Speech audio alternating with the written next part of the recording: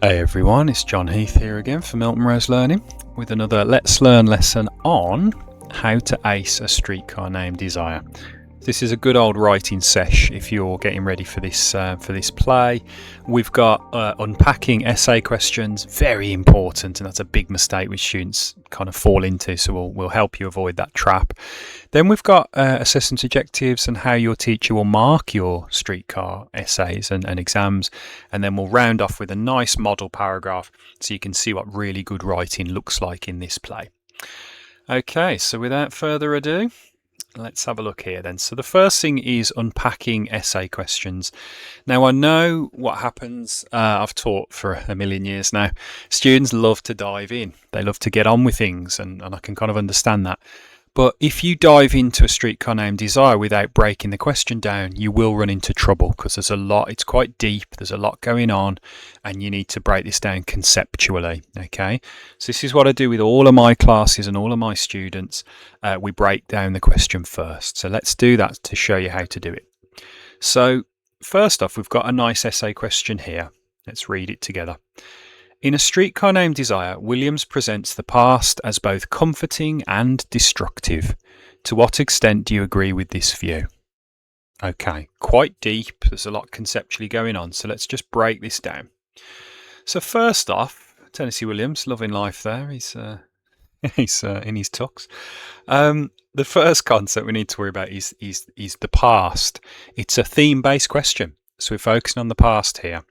So Williams uses dramatic characterization, he uses irony and a lot of juxtaposition to explore that theme of the past and how it is yearned for by his characters. I think we all yearn for the past sometimes, don't we?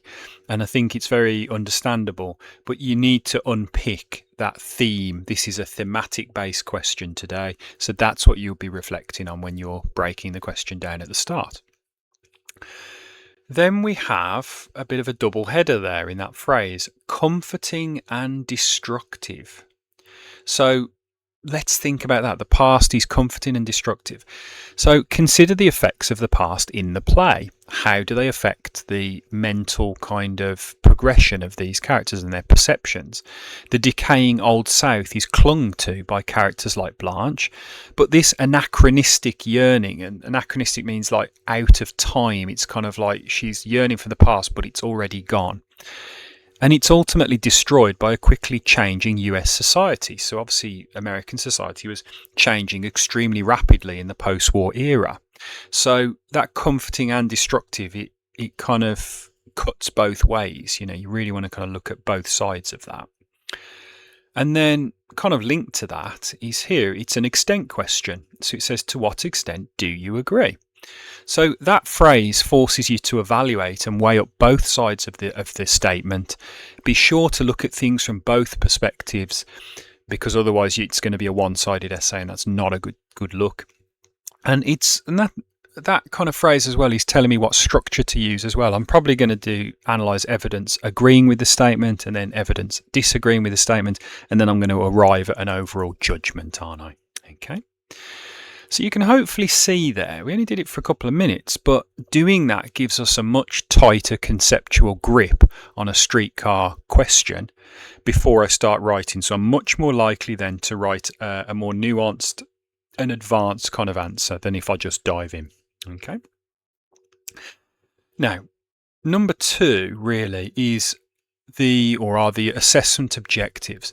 Now, your teacher will not mark your streetcar essays blind, I promise you. Okay, I know there's some teachers, some students who think that they probably do that, but they don't. Okay, they have assessment objectives which are set by the exam board.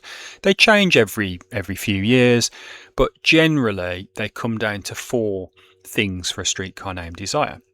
So what are they? How is your work going to be marked? Well, the first one is generally academic expression. You're writing a lit essay here, so it's got to sound posh and formal. You must use subject-specific terminology, so characterization, symbolism, stage directions, those kinds of things. Those words I would expect you to see. It often gets overlooked for this assessment objective, but spelling, punctuation and grammar they do look at, so please keep an eye on those as well. And that all comes under academic expression. Okay. The second thing they look for is what we would call detailed analysis. So what I mean here is what my teacher always used to say. I've said this in a few videos. My English teacher used to say, if you ain't zooming, you ain't passing. Okay, she was quite a firm lady, and but that is true, and I've used that with all my students for a long time now. Zoom into your quotations. Word level analysis is very important. Phrase level analysis is very important. Talk about connotations and things like that, and you're getting into the nitty gritty of the language. Okay. Also explore Tennessee Williams's methods, so the dialogue and the language that he's using, what we call the lexical choices, but also the structure and the form of the play as well can be analysed, and the emotional effect on the reader, the audience. If you're doing that, you're generally going to hit AO2. You're going to be doing detailed analysis. The third thing that you have to hit in a streetcar kind of essay and exam is looking at the big ideas and themes. Don't just talk about like the characters like Stanley Kowalski like they're real people. They're not. They are just dramatic constructs which have been used by Tennessee Williams to explore the big ideas and themes such as patriarchy, morality, the American dream, those kind of big ideas that he wants to explore. He uses the characters as mouthpieces to just explore those themes. So please do try and get into that and try and analyse those in more detail if you want to get the high marks. Big ideas and themes, very important. And then the last one is context. So context is the history and the social stuff that was happening in the post-war era when Tennessee Williams was writing this text. But just be careful, as I always say, don't just throw in context and go, give me the marks, John. It's not that simple. It doesn't work like that. So what you have to do is you have to put a bit of context in, not too much, just a little bit, and then link it to the play. So you can see one little example of context being used well there. During the US post-war era, society was changing radically, nice bit of context, introducing elements like mass immigration, as symbolised by characters like Stanley Kowalski.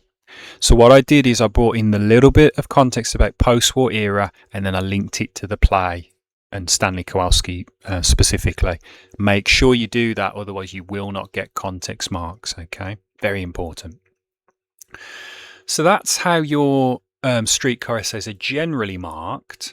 So with that in mind, should we just have a nice look? We've done a nice model paragraph here that you can use as a bit of an exemplar, so you can see good quality writing, and then we'll look very quickly at how the assessment objectives are met in this paragraph. Okay. All right then, my brummy tone, here we go. Blanche's past is undeniably comforting to her. She clings to memories of Belle Reve, her family's lost plantation home, and the genteel southern lifestyle it represented. Her use of formal poetic language and her desire for soft lighting and music reflect a yearning for a romanticised past. Williams often associates Blanche's emotional state with symbols of nostalgia. The polka music, the paper lantern, and her flowing clothes all reflect a desire to relive and preserve a version of the past. In this sense, the past offers her a refuge from the harshness of her present, and Williams invites a degree of sympathy from the audience for her retreat into fantasy. Pretty good, very, very nicely written. I'd be very happy if that was in one of my students. So let's just look very briefly. That's great, but how does it hit the assessment objectives we were just talking about? Well, AO1, academic expression, it has a clear formal voice, lovely phrasing like a yearning for a romanticised past. That's very, very nice. It uses specific terminology like symbols of nostalgia and poetic language. So it clearly sounds, it talks a talk, doesn't it? It sounds like a very, very well written lit essay. AO2, so analysis of language and structure. Well, it's focusing on Williams's craft. I can't lie about that. Language, symbols, stage directions. There is some good use of close examples like the paper lanterns and whatnot. So it is very much analysing language and its effect on the audience, which I think that's quite clear. Ideas and themes, well, it kind of engages implicitly with themes of illusion versus reality a little bit. It explores how memory can be a refuge as well as a weakness, and that was the big idea in the question, wasn't it? And he develops the argument that Williams is building sympathy for Blanche despite her considerable flaws. So it's very much getting into the big ideas and themes, although implicitly sometimes. Then the last one is context. Well, there's an implicit link to the Southern Gothic tradition with Belrive and the old Southern aristocracy who were being swept away in the post-war America. It can be tied to post-war cultural shifts, so the clash between old values and modern realism. It does it implicitly a lot of the time, but it's still doing it. And if you were marking it, you would still give the credit. Positive marking is the general gist from the exam boards, so you will always give credit even if it's implicit. Okay, so just to say then, hopefully you've enjoyed that kind of whistle-stop tour through Streetcar Named Desire and how to write well on it. Remember, always break down the essay questions conceptually. Never dive in. It'll be a dog's dinner if you do, so don't do that. Number 2, the assessment objectives. Do ask your teacher. They'll always print the mark scheme off for you, and I think that's always very useful before you write any essay in any subject, by the way. So get that mark scheme. And then use our nice model paragraph just so you can get a nice grip on how your writing should sound for a Streetcar Named Desire. Don't forget to hit the like, subscribe and tap the bell icon if you don't mind to never miss another Let's Learn video again. Share with all your friends as always, and please do, if you want a conversation about the play or anything in the video, please do just throw us a comment in the YouTube comments box and we'll always do our best to reply. So it just remains to say, obviously, thanks for listening. We've had a lot of fun, and take care. We'll see you soon.